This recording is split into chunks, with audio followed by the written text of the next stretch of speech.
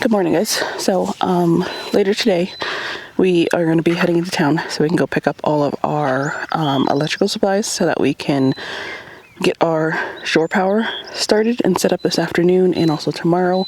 So it's super early right now, so I figured this would be the perfect time to show you guys a trick with solar, since we will no longer be on solar for a while.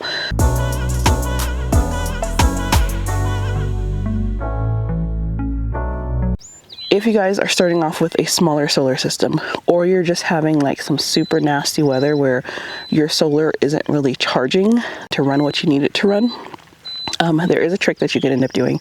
I always hear a lot of people talking about generators. You always need a backup generator, and you probably need a backup generator for your generators. When people are telling you to get a backup generator, I've never heard them tell you how to baby or how to tender your solar in that delicate time frame, so that the next day when it is bright and sunny, you don't have to fully rely on waiting for the sun to fully charge you up or partially charge you up for that next day. So I'm basically going to show you a little tip, trick, whatever you want to call it. You might already know it if you're very, very good with your solar. So our solar system is very, very small. So for the last year, we've been running on four LiPo batteries. They are 12 volts and they're 100 volts each, so 400 volts. And then we've been running on four 250 watt solar panels, so 1,000 watts in total. And that pretty much has been enough to get us through whatever type of use we wanted. So we always knew that our system was going to be temporary. It wasn't going to be something that we permanently were going to have installed for our main power source. So we did go ahead and just put together a small system. So these are our 250 watt solar panels. I think we paid like $50 a piece for them, so they were super, super cheap. And then ignore it because it is a little dusty in here, but these are our batteries. They're dusty from when they used to live outside inside this bin until we had built the metal shed. But these are our four little batteries that we have. Pretty much this entire system that we were running, and then we also had a 3,000 watt inverter that we ended up picking up. This pretty much provided everything that we needed for the last year as far as power without us having to be stingy with it. So with that system, we were pretty much able to run Terry full throttle. We could run our water heater off of it. We could run our computers, TVs, air fryers, basically everything. Like, we didn't have any issues with overloading the system or draining the system too fast. One, we live in Arizona, so there's always good sunlight, so we made sure, just like any person, to use most of our power consumption during the daytime when you're bringing in all that extra and your batteries are fully charged. But with this system, our batteries were being charged by like 10, 11 o'clock in the morning, and then from then until sundown we were running on pure just solar, rather than running off of the batteries. So now on cloudy days, there were times where we just weren't getting enough in because we had like 3-4 days straight of just clouds where it was bringing in, but there wasn't enough of the rays in the air to where it was actually making a dent in the charge, and so we were always using more than that. Or on the days where we just needed to hook up to the generator because it was just too cold or it was too hot. So on the days where we felt like we just needed to connect to the generator, and you guys know what those days look like if you live, on your land, we wanted to make sure that our batteries were still taken care of. So back when we first bought the land, Elijah ended up buying a battery tender. I don't know how much he spent on it, but it's one of those things that's a game changer. And so let me show you what it looks like.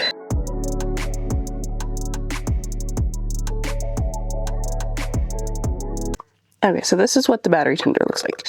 It's nothing fancy. It's just this little thing. When I plug it in, I'll have to show you the screen of what it turns on. But this thing, it can charge a car battery, and it also has a setting where you can charge a LiPo battery. And then it has some other settings, which we don't ever mess with. It comes with two little clamp cables, the positive and the negative. And it also has the electrical outlet on there so that you can plug it in. So usually, if you have batteries, and you have regular power, you can just plug this into an outlet and then connect this to whatever batteries you need to charge. However, since we don't have the option, what we would do is, since we already were running our generator, we're already wasting the gas, we're already wasting the power, what we would do is we would go ahead and we would plug this into our generator along with Terry, and then we would connect these to our batteries. So the way that Elijah has the battery set up, he has the red wire coming out of the battery on this end, and then he has the black wire coming out of the battery on this end, so that we make sure that we're pulling an even charge. And so he would connect each one of those little clamps to each side of the batteries, and then because the generator is generating power, it would automatically start charging this, and then it would also work with the sun and start charging it as well. So we would have the charge coming from the generator and also the charge coming from any solar that was coming in. So I'm going to go ahead and get it hooked up so you can kind of see what it looks like. So this is pretty much what the battery tender looks like. I forgot to get closing out footage of everything, just like an overview to show you guys, but I know that they do sell larger, more expensive ones, just in case you have a bigger system. So I would definitely look into it as an option, especially with us going into monsoon season. Okay, so we have a quick review for you guys today. So Seesii went ahead and sent us out their cordless transfer pump, which is supposed to make transferring water pretty easy. Now, we have been using it for a little bit over a month now, about a month, and because a lot of things you sometimes have to test it out for a little bit, especially with something that deals with electricity and water, to make sure that, you know, it doesn't end up burning out on you. But I'm going to go ahead and show you what it looks like really quick, and everything that it came with as well. One thing I do have to say about it, since we've been using it and once we got it, it does have a transfer rate of 12 gallons per minute, which as of right now is faster than you guys saw if you've seen our old water pump that we used to use. I think that one was 4 gallons per minute, and then the current one that we're using, which is the little tiny one, which I think a lot of people end up using, that one I think is about 6 gallons per minute. Those are kind of the ones that you see inside of your RV. So it makes transferring water a lot easier. Okay, so this is basically where it lives. This is our extra storage. This is our extra water storage. So this is just specifically for gardening plants and everything. So if we have any water left over in our hauling container, it will go into here, and then it gets used to water the garden, water our trees, and all that kind of stuff. So this is the transfer stick right here. It is really lightweight. It's super simple. Basically, it's just a tube. It sucks up the water at the bottom over here. Let me take you around this way. So it sucks up the water down here, and then it ends up coming out back at this end. So we went ahead and hooked up our own hose to it. This is one of our older hoses that we had. It does leak, so but they do end up sending you a hose. They do end up sending you a hose that you can also use. I also seen transfer pumps like this where if you have any flooding as well, you can end up using it in there also. And so they also did send 2 batteries with it. They are 4,000 milliamps each. And so while we leave the stick outside, it's been through rain and everything, and connectors and everything so far is still good. We do not leave the batteries plugged in, because we did notice that when we leave the batteries plugged in, it ends up draining the battery, because there's like a light that goes on here. There's a light that ends up staying on, and so that ends up draining our battery. So we do take the batteries inside and put them away. But we're going to go ahead and show you how we set this up, and we get to water our tree today. Okay.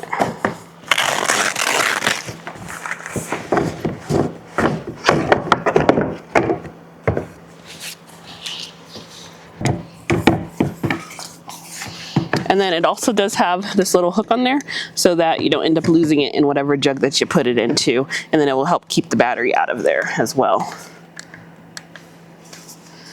Okay, so we're going to go ahead and insert the battery. Okay, and so we have just our normal garden hose that we have attached to it here. It just screws on, it just fits a normal garden hose attachment. And then since I use this to water the garden, we just picked up these online. I got a pack of 2 for like $8. So pretty much all you have to do is this button up here is how you can check how much battery that you have. So you just push that and you know if you need to charge it. It did also come with the charger as well. And then when you're ready to actually let the water flow, there is a button over here that you just have to click that on.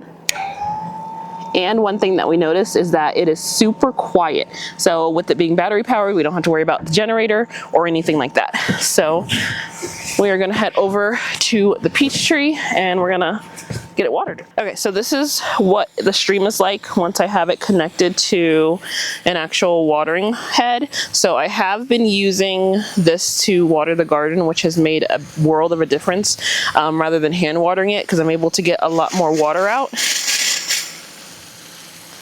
at one time. And then I'm going to go ahead and I'm going to unscrew this. I'm going to turn it off and unscrew this so you can see what the water flow looks like without it being filtered through the head.